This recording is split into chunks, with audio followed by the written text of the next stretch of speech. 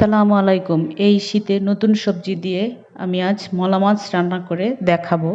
সেই জন্য আমি 5টা কাঁচা টমেটো নিয়েছি, নতুন আলু নিয়েছি এবং 250 গ্রাম মলা মাছ নিয়েছি। মলা মাছ কেটে ধুয়ে নিয়েছি। দিয়ে দিলাম টমেটো, দিয়ে দিলাম আলু, পেঁয়াজ কুচি দিয়ে দিলাম, কাঁচামরিচ দিলাম,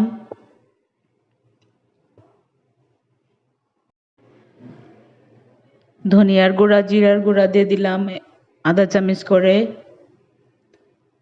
হলুদের গুঁড়া, মরিচের গুঁড়া দিয়ে দিলাম আধা চামচ করে। যেহেতু আমি কাঁচা মরিচ দিয়েছি সেই জন্য মরিচের গুঁড়াটা একটু কমই দিলাম। দিয়ে দিলাম পেঁয়াজ বাটা, রসুন বাটা দিয়ে দিলাম, দিয়ে দিলাম স্বাদ মতো লবণ, দিয়ে দিলাম খাবার রেগুলার তেল। এখন সবগুলো একত্রে মাখিয়ে নিব।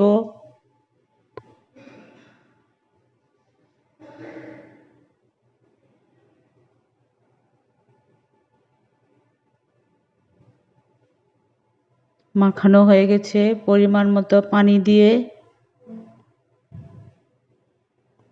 চুলায় বসিয়ে দিব। বলক উঠে এসেছে, নেড়ে চেড়ে দিব।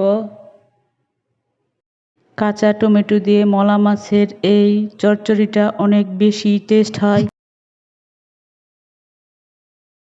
দিয়ে দিলাম ধনিয়া পাতা।